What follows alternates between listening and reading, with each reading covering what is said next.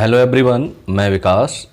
चलिए आज संस्कृत व्याकरण में जो आपका अगला जो टॉपिक है समास, उससे आपके जितने भी बहुविकल्पीय प्रश्न बनेंगे वो हम सभी इस वीडियो में आपके देखेंगे। ठीक है, चलिए आपका पहला जो प्रश्न है, समास की व्युत्पत्ति हुई है। यहाँ आपका ए ऑप्शन सही होगा, बी सही होगा, सी सही होगा या फिर डी सही होगा। तो यहाँ पर आपका जो ऑप्शन है वो आपका बी सही हो जाएगा, यानी सम धन अश धन घऊ। ठीक है, इस शब्द से उसकी उत्पत्ति हुई है। अगला प्रश्न है, प्रश्न दूसरा है, अनेक पदानाम एक पदी भवम, खाली जगह रिक्त स्थान की पूर्ति करो। क्या आएगा? ए ऑप्शन आएगा, बी आएगा, सी आएगा या फिर डी आएगा। तो यहाँ पर आपका ऑप्शन सी सही हो जाएगा, यानी समाशा। अनेक पदानाम एक पदी भवम समाशः। ठीक है, आगे बढ़ते हैं। प्रश्न आपका तीसरा है, समास की परिभाषा है। अभी पहला ऑप्शन होगा, बी सही होगा, सी सही होगा, डी सही होगा। तो यहाँ पर आपके समास की ये सभी परिभाषाएं हैं। सम समनम समाशा, एक पदीकरणम, सी ऑप्शन, अनेक पदानाम एक पदीभवम, यानी ये तीनों ही समास की परिभाषाएं हैं। ठीक है, प्रश्न आगे बढ़ते हैं। प्रश्न आपका 4 है, समास की प्रक्रिया होती है दो वर्णों के बीच, दो पदों के बीच, दो वाक्यों के बीच या एक वर्ण और एक पद के बीच। तो यहाँ पर आपका ऑप्शन जो है वो बी सही हो जाएगा, यानी दो पदों के बीच होती है। ठीक है, अगला प्रश्न है, प्रश्न 5 है, लघु सिद्धांत कौमुदी के अनुसार समास के भेद कितने हैं? ऑप्शन ए है आपका 4 है, बी है 5 है, सी है 6 है या डी है 8 है। तो यहाँ आपका ऑप्शन वी सही हो जाएगा, यानी 5 है। प्रश्न आपका 6 है, जिसका विग्रह ना हो ऐसा समास है। नित्य है, अनित्य है, द्वंद्व है, भाव है, अव्ययी भाव है। तो यहाँ आपका ऑप्शन ए सही हो जाएगा, यानी नित्य। इस समास का समास विग्रह नहीं होगा। आगे बढ़ते हैं। प्रश्न आपका 7 है, परार्थ विधान रूप वृत्ति यह कितने प्रकार की होती है? 2, 3, 4 या 5। तो कितने प्रकार की होती है? 5। ऑप्शन डी आपका सही हो जाएगा। अगला प्रश्न देखेंगे। प्रश्न आपका 8 है, सुबंत पद के साथ शुबंत पद के समास को कहते हैं शुभ सुपा, सह सुपा, सुप सुपा या सुसुप्पा। तो यहाँ आपका ऑप्शन सी सही हो जाएगा, सुप सुपा। ठीक है, आगे बढ़ते हैं। प्रश्न आपका 9 है, नित्य समाशा होता है अश्व पद विग्रह, विग्रहवान, स्वपद या उपयुक्त में से कोई नहीं। तो यहाँ पर आपका ऑप्शन जो है वो ए सही हो जाएगा। ठीक है, आगे बढ़ते हैं। चलिए प्रश्न 10 है आपका, समास विग्रह कितने प्रकार का माना गया है? 1, 2, 3 या 4। तो यहाँ पर समास विग्रह आपका बी ऑप्शन सही हो जाए, यानी 2 माना गया। अगला प्रश्न है, प्रश्न 11 है, भट्टो दीक्षित के अनुसार समास कितने प्रकार के होते हैं? 3, 4, 6 या 5। तो यहाँ पर आपके 4 प्रकार के होते हैं। ठीक है, बी ऑप्शन यहाँ पर आपका सही हो जाएगा। प्रश्न आपका 12 है, प्रायः पूर्व पदार्थ की प्रधानता किस समास में होती है? यानी पूर्व पद जो है किस में प्रधान होता है? अव्ययी भाव में, तत्पुरुष में, बहुव्रीहि में या द्वंद्व में। तो पहला पद प्रधान होता है आपका अव्ययी भाव समास में। यहाँ आपका ऑप्शन ए सही हो जाएगा। अगला प्रश्न है, प्रश्न 13, प्रायेण उत्तर पदार्थ प्रधान वाला समास है। यानी उत्तर पद यानी वाद का पद किस में प्रदान होता है? अव्ययी भाव में, तत्पुरुष में, बहुव्रीहि में या द्वंद्व में। तो यहाँ आपका ऑप्शन बी सही हो जाएगा, यानी तत्पुरुष समास में। ठीक है, आगे बढ़ते हैं। प्रश्न आपका 14 है, देखेंगे, जिस समास के अन्य पदार्थ की प्रधानता होती है वह समास होता है अव्ययी भाव, तत्पुरुष, बहुव्रीहि या द्वंद्व। तो जिस समास का अन्य पद प्रदान हो वहां पर आपका बहुव्रीहि समास होगा, यानी सी ऑप्शन आपका सही हो जाएगा। ठीक है, अगला प्रश्न देखेंगे। प्रश्न आपका 15 है, प्रायेण उभय पदार्थ की प्रधानता जहां होती है वहां समास होता है। यानी उभय पद का मतलब है दोनों ही पद प्रधान हो, तो वहां कौन सा समास होगा? अव्ययी भाव होगा, तत्पुरुष होगा, बहुव्रीहि होगा या फिर द्वंद्व समास होगा। तो वहां पर आपका द्वंद्व समास हो जाएगा। क्लियर है? प्रश्न 16 देखते हैं। आपका अगला प्रश्न है 16, कि विशेष संज्ञा विनिर्मुक्त का समासा, द्विगु समासा, बहुव्रीहि समासा, केवल समासा या अव्ययभाव समासा। तो यहां पर आपका सी ऑप्शन सही हो जाएगा, केवलः। ठीक है। प्रश्न 17 है भूतपूर्वः किस समास का उदाहरण है? अव्ययी भाव का है, द्विगु समास का है, केवल समास का है या बहुव्रीहि समास का है? तो यहाँ आपका ऑप्शन जो है वो सी सही हो जाएगा, यानी केवल समास का उदाहरण है भूतपूर्व। ठीक है। अगला है प्रश्न आपका 18 है बागार्थाविव पद में कौन सा समास है? शुभ शुपा, तत्पुरुष, बहुव्रीहि या द्वंद्व समास? तो यहां पर आपका ऑप्शन ए सही हो जाएगा, शुभ शुपा, यानी शुभ शुपा को ही केवल बोलते हैं। ठीक है। आगे बढ़ते हैं, अगला प्रश्न देखें। चलिए अगला प्रश्न है आपका 19 ने कहा में कौन सा समास है? नव समास है, अव्ययी भाव है, एक शेष द्वंद्व है या शुभ शुपा है? तो यहां पर आपका डी ऑप्शन सही हो जाएगा, शुभ शुपा समास है। ठीक है। प्रश्न 20 है भूतपूर्वः, यहां समास विधायक सूत्र है। ए ऑप्शन सही होगा, बी सही होगा, सी सही होगा या डी सही होगा? तो यहां पर आपका बी ऑप्शन सही हो जाएगा, यानी सह सुपाठ। ठीक है। प्रश्न 21 है पूर्व पदार्थ प्रधानो रिक्त स्थान की पूर्ति करिए, यानी पूर्व पदार्थ प्रधान हो, बहुव्रीहि होगा, द्वंद्व होगा, तत्पुरुष होगा या अव्ययी भाव होगा? तो यहां आपका ऑप्शन डी सही हो जाएगा, यानी अव्ययी भाव समास। ठीक है। आगे बढ़ते हैं, प्रश्न आपका 22 है। 22 प्रश्न देखेंगे, पूर्व पद की प्रधानता किस समास में होती है? अव्ययी भाव में, तत्पुरुष में, द्विगु में, बहुव्रीहि में?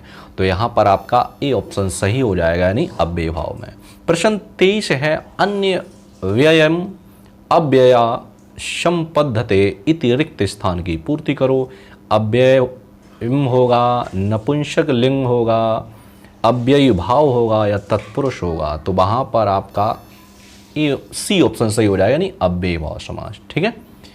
आगे बढ़ते हैं, प्रश्न आपका 24 है कि जो शब्द समास के पूर्व तो अव्यय न हो किंतु समास होने पर अव्यय हो जाता है, वह कौन सा समास है? यानी पूर्व पर तो अव्यय नहीं होता है, लेकिन जैसे ही अव्यय हो तो वहां पर आपका समास हो जाता है। अव्ययी भाव होगा, बहुव्रीहि होगा, तत्पुरुष होगा या द्वंद्व होगा? तो वहां पर आपका ए ऑप्शन सही हो जाएगा, यानी अव्ययी भाव समास होगा। ठीक है। प्रश्न 25 की ओर बढ़ेंगे। प्रश्न आपका 25 है 25, अव्ययी भाव समास का फल क्या है? अव्यय संज्ञा है, प्रातिपदिक संज्ञा है, सुपलुक है, संप्रत्ययों की प्राप्ति है? तो यहां पर आपका ऑप्शन ए सही हो जाएगा, यानी अव्यय संज्ञा है। क्लियर है। आगे बढ़ते हैं, प्रश्न आपका 26 है नित्य नपुंसक लिंग एक वचन में समास होता है, यानी हमेशा नपुंसक लिंग होगा और एक वचन भी होगा, तो वहां आपका कौन सा समास होगा? बहुव्रीहि होगा, तत्पुरुष होगा, द्विगु होगा या अव्ययी भाव होगा? तो वहां पर आपका अव्ययी भाव ऑप्शन सही हो जाएगा, नहीं ऑप्शन डी सही है यहां पर। ठीक है। आगे बढ़ते हैं, प्रश्न आपका 27 है 27 कि अव्ययी भाव समास में पद के अंत में लिंग होता है, पुल्लिंग, स्त्रीलिंग, नपुंसक लिंग या उपयुक्त तीनों? तो जैसा कि मैंने बताया अव्ययी भाव समास में आपका नपुंसक लिंग होता है, तो यहां आपका ऑप्शन सी सही हो जाएगा। प्रश्न 28 है को नाम समासा नित्य नपुंसक लिंग धारयति, यानी जो हमेशा नपुंसक लिंग होता है उसे क्या कहते हैं? बताया अभी अव्ययी भाव समास, यानी ऑप्शन सी सही हो जाएगा। ठीक है। चलिए आगे बढ़ते हैं, अगला प्रश्न देख। चलिए प्रश्न आपका 29 है अव्ययी भाव समास करने वाला सूत्र है द्वितीय, श्रिता, ती, पति, तगत? ए ऑप्शन सही होगा या बी सही होगा, सी सही होगा या फिर डी सही होगा? तो यहां पर आपका ऑप्शन बी सही हो जाएगा। अव्यम, विभक्ति, समीप, समृद्धि, व्यधि, अर्थाभाव? तो यहां पर आपका ऑप्शन जो है वो बी सही हो जाए। क्लियर है। प्रश्न 30 देखते हैं, अधिहरि का समास विग्रह क्या होगा? हरि इति, हरो इति, हरि इति, हरो अधि? तो यहां पर आपका ऑप्शन वी सही हो जाएगा, हरो इति। ठीक है।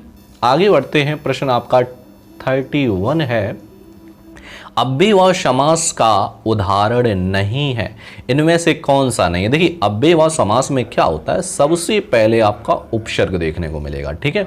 तो देखिए पहले ऑप्शन में आपको उपसर्ग उप दिख रहा है, दूसरे वाले में दुर है, नी है, ये सभी क्या हैं? उपसर्ग हैं। सी वाले ऑप्शन में भी आपके अति उपसर्ग है, लेकिन डी ऑप्शन में आपका उपसर्ग नहीं है, इसीलिए ये आपका ऑप्शन सही हो जाएगा, नहीं ऑप्शन डी सही है। क्लियर हुआ? आगे बढ़ते हैं। प्रश्न आपका 32 है 32 कि विकल्प सुमेलित नहीं है, कौन सा विकल्प इसमें सही नहीं है? उपकृष्णम में समीप है, अधिहरि में विभक्ति है, समुद्रम में समृद्धि है, निर्मुच्छिकम में अर्थाभाव है, अतिहिमम में अत्यय है, अनुविषुणु में योग्यता है। तो यहाँ पर आपका ऑप्शन जो है एफ वो सही नहीं है। ठीक है, आगे बढ़ते हैं। प्रश्न आपका 33 है यानी 33 है।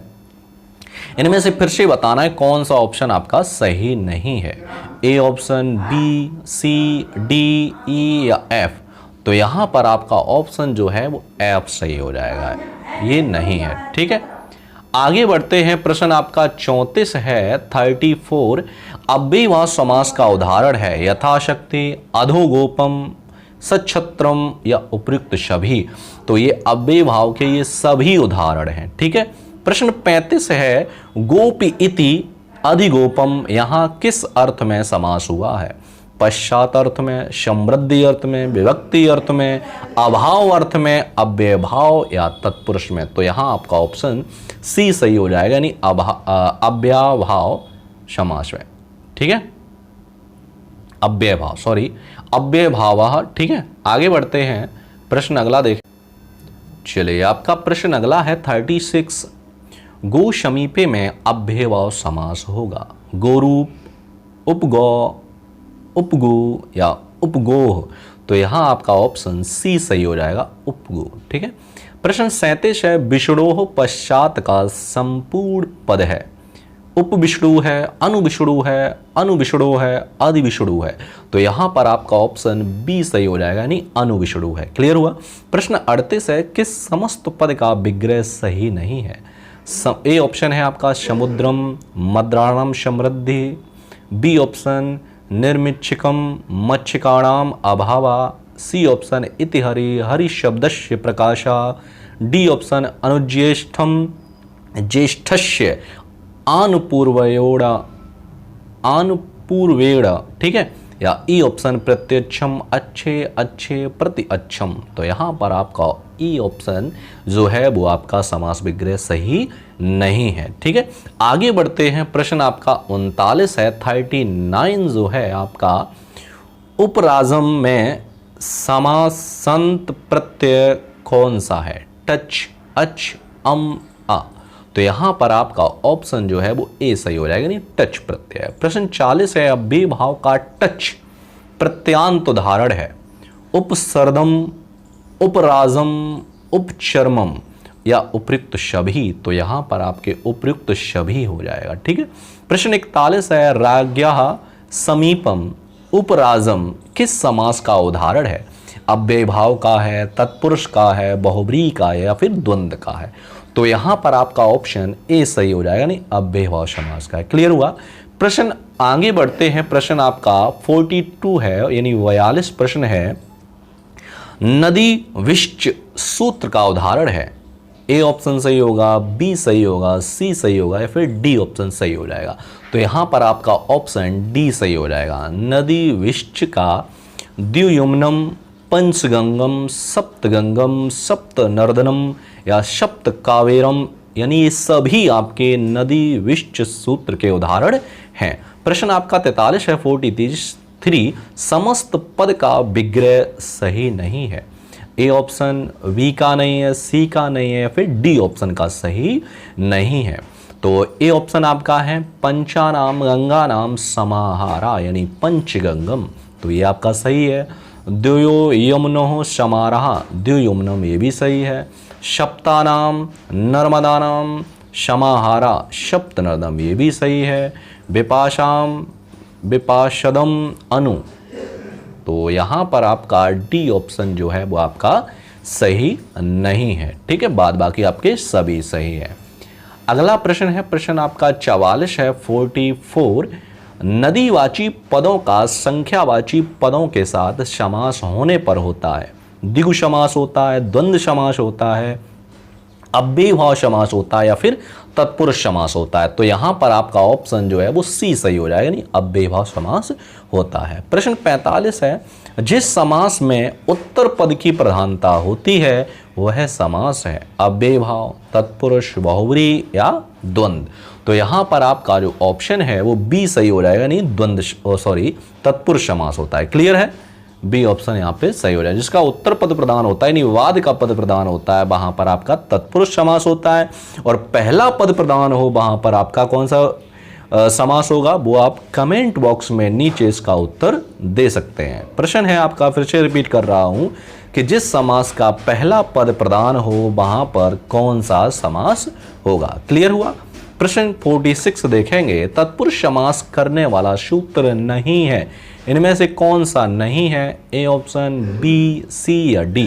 तो यहां पर आपका डी ऑप्शन जो है वो तत्पुरुष समास करने वाला सूत्र नहीं है, बाद बाकी सभी है। ठीक है, आगे बढ़ते हैं, अगला प्रश्न देख। चलिए, प्रश्न 47, तत्पुरुष कैसा सूत्र है? विधि, परिभाषा, नियम या अधिकार। तो यहां पर आपका जो ऑप्शन है वो डी सही हो जाएगा, यानी अधिकार सूत्र है। ठीक है। प्रश्न 48 है, तत्पुरुष समास के मुख्यतः भेद हैं 2, 3, 4 या 5। तो तत्पुरुष के 2 भेद होते हैं। ठीक है। अगला प्रश्न देखिए 49 है, व्यधिकरण तत्पुरुष समास के भेदों की संख्या कितनी है? 7 है, 6 है, 5 है, 4 है। तो कितने हैं टोटल?